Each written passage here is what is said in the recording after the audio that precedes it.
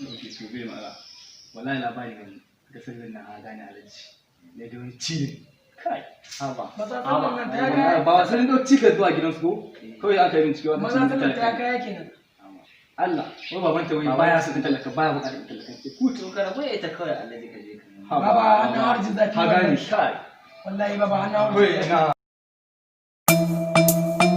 It's a freestyle. Be my mom.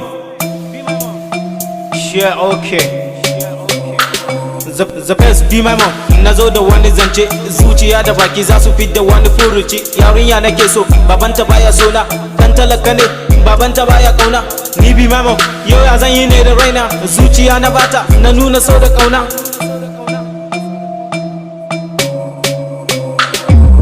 Jiji da kai, baby duk take a kaina.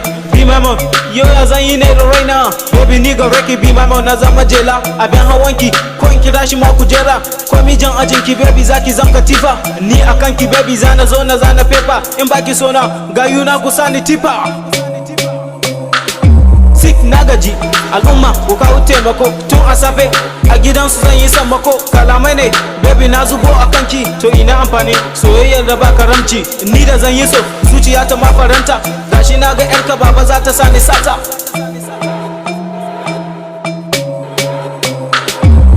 Yan wannan kalaman wanda ni ne a kanta, washi gari baby ta fito bidata. Sai jin daɗi bi mamon na samu gata. Wanka ya zauna kuma gashi babu pick up. Baby ta sha lemu da kamfani na limka. A Sokoto nake baby ni ina da gata.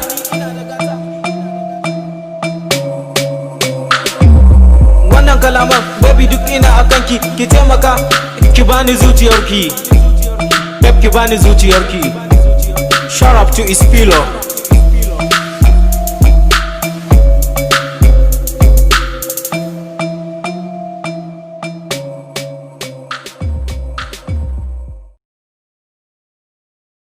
Bilyamin TV channel, ku yi subscribe kana ku danna ƙararrawa ta yadda muna ɗaura sababbin bidiyo mu za ku ji alaji ba tare da ɓata lokaci ba. Na gode.